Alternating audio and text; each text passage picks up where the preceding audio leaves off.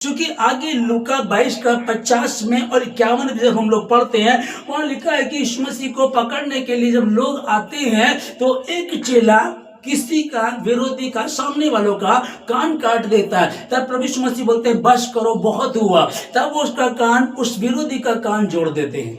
ध्यान से समझिएगा, यीशु मसीह को पकड़ने आए हैं, अब वो घसीटेंगे, मारेंगे, उसके विषय में लिखा हुआ था। वो बताता बार बार कि मनुष्य के पुत्र को मारा जाएगा, उसकी बहुत बड़ी दशा की जाएगी। उसके बाद भी तब अगर परमेश्वर ने, यहां हम पढ़ रहे लूका 22 का 36 में हमने पढ़ा कि तुम अपने वस्त्र बेच करके हथियार, तलवार ले लो। और आगे 22 का 50 में फिर जब उन्होंने तलवार चलाई, इसको समझिएगा, तलवार चलाई तो प्रभु ने कहा कि बस करो। तब प्रभु कहने लगे, क्या तुम नहीं जानते कि तुम कैसी आत्मा के हो? आपसे पहले जितने आए पापियों का नाश करने के लिए आए, पर हम पापियों का नाश करने नहीं, पापियों का उद्धार करने के लिए आए हैं। और वही उद्धार यीशु मसीह लेकर के आया है। फिर हम रोमियो 12 का 19 में पढ़ते हैं, प्रभु यीशु मसीह इस बात को लिखवा कहते हैं, बदला प्रियो, अपना बदला मत लो, बदला लेना मेरा काम है, परंतु परमेश्वर के क्रोध को अवसर दो। अपने सताने वालों को आशीष दो, अपने सताने वाले दुश्मनों को यदि प्यासा है तो पानी पिला और भूखा है तो खाना खिला।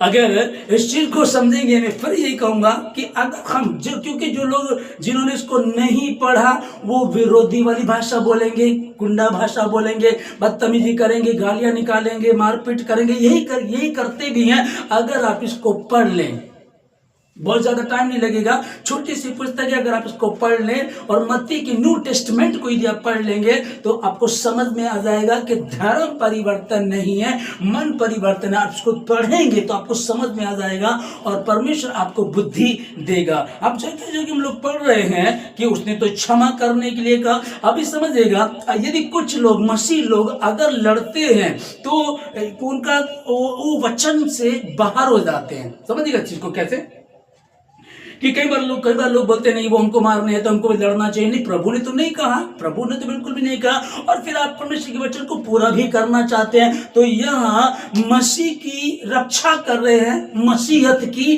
रक्षा कर रहे हैं, लेकिन मसीह के वचन को तोड़कर। जब परमेश्वर ने कह दिया कि तुमको प्रार्थना करनी है बैरियों के लिए, विरोधियों को माफ करना है, सताने वालों को आशीष देनी है, जब उसने कह दिया कि तुम यदि तेरा बैरी भूखा हो तो खाना खिला, अरे बैरी को खाना, हाँ यही पवित्र शास्त्र बाइबल है, यही मसीह है, यही मसीहत है, यही वो सच्चाई है। यदि तेरा बैरी भूखा है तो उसको खाना खिला और यदि प्यासा है तो उसको पानी पिला। ये मेरे नियम है, इसको तुमको मान करके चलना। नया नियम, यही मेरे नियम है, इनको मान करके चलना है। और एक तरफ से बाइबल को मत पढ़ना, क्योंकि जहां लूका 22 का 36 में पढ़ा, प्रभु ने कहा अपने वस्त्र बेच करके तलवार खरीद लो। तो अब अगले में 22 का 50 और 51 में हम पढ़ रहे हैं, जब तलवार खरीद ली चेलों ने और वो एक ने दूसरे का, विरोधी का कान काट दिया, तब प्रभु यीशु मसीह ने कहा बस करो। क्या मैं अपने पिता से इसी वक्त विनती नहीं कर सकता? और क्या 12 पलटनों से अधिक स्वर्गीय सेनाओं को मेरा पिता नहीं भेज सकता? लेकिन हमें वो बात जो अब तक नहीं आई थी, अब तक जो पापियों का नाश किया जाता था, जो पापियों को मार दिया जाता था, अब तक वो उद्धार नहीं आया था, मैं वो लेकर के आया हूं। और लेकर के आया तो साबित भी किया है। इसलिए बहुत सारे मसीह लोग लड़ते भी हैं, बहुत सारे मसीह लोग झगड़ा भी कर जाते हैं, विरोधियों के साथ मारपीट भी कई बार हो जाती है। नहीं करनी चाहिए, क्योंकि मसीह की रक्षा तो कर रहे हैं, मसीहत की रक्षा तो कर रहे हैं, लेकिन मसीह के वचन को तोड़ करके। तो मसीह के वचन को अगर तोड़ करके हम रक्षा कर रहे हैं तो मसीह नहीं हो सकते, क्योंकि प्रभु ने कहा धरती आकाश टल जाएंगे परंतु मेरा वचन कभी भी नहीं टलेगा। इसलिए इसको ध्यान रखिएगा।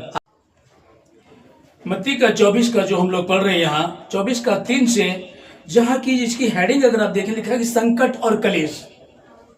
संकट और कलेश। और प्रभु यीशु मसीह जब बैठे थे पहाड़ पर तो चेले पास आकर के पूछने लगे, प्रभु हमें बता, प्रभु तेरे आने का चिन्ह क्या होगा और ये सब कब होगा, कैसे होगा, हमको समझा।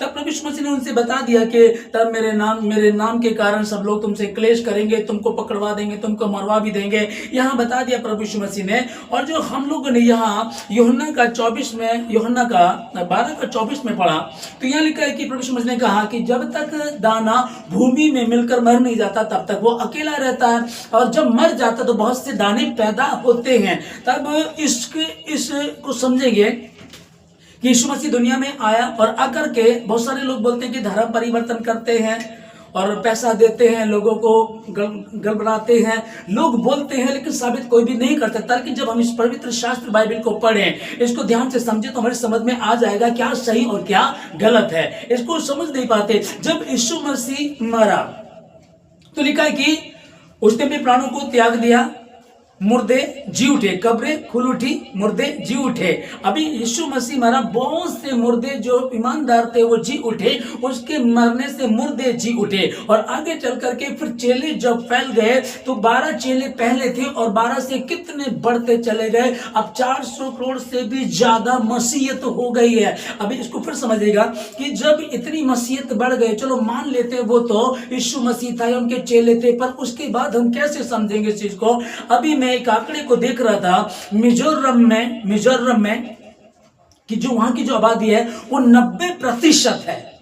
नागालैंड 1991 में 46% थी और 2011 में 87 हो गई, 87% हो गई है। मेघालय में 1961 में 35% थी और 2011 में 34% हो गई। अरुणाचल में 1971 में 0 थी और अब जो है 30% हो गई है। मणिपुर में जहां की जिस बहन को मैंने बताया कि जिसका दुष्कर्म किया गया, वहां के जो मसीहियों को, ईसाइयों को जो सताया जाता, उसके विषय में वहां 11% थी और अब 41% है।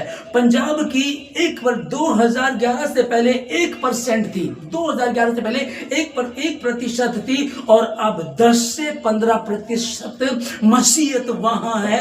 अभी फिर बात ये आती है कि लोग कई बार उनके गांव के लोग उनका हुक्का पानी बंद कर देते हैं, कई बार रिश्तेदारी छोड़ देते हैं, दोस्त छोड़ देते हैं, लोग बैर करते हैं, तुम कोई सुसमाचार सुना रहे हो, लोग गाली निकालने लगते हैं, लोग सुनना नहीं चाहते।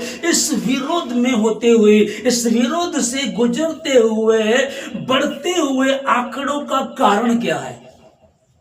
बड़ी बात है कि हाँ, ये तो सच्चाई है। यीशु मसीह ने कहा था कि दाना जब तक जिंदा रहता है तो बहुत नहीं होते हैं, जब भूमि में मिलकर के मर जाता है तो बहुत से दाने पैदा होते, बहुत फल पैदा होते हैं। और यही परमेश्वर ने कहा था, तुम जाओ और जा करके फल लाओ, तुम्हारा फल बना रहे, उनके लिए प्रार्थना करो। पर अब तक लोगों ने वही दुख देखा, वही झगड़े देखे, वही बदले की भावनाएं देखी। लेकिन प्रभु ने वो नया नियम, जो कहते नया नियम, कहते पुराना और नया नियम जो लेकर क्या, वो यही था, अपने सताने वालों के लिए प्रार्थना करो, अपने बैरियों को क्षमा करो, जो तुम्हारे दुश्मन हैं उनके लिए प्रार्थना करो, और यदि कोई तुम्हें सताते हैं उनके लिए प्रार्थना करो, क्षमा करो, और इसी तरीके से तुमको जीत पाओगे। डॉक्टर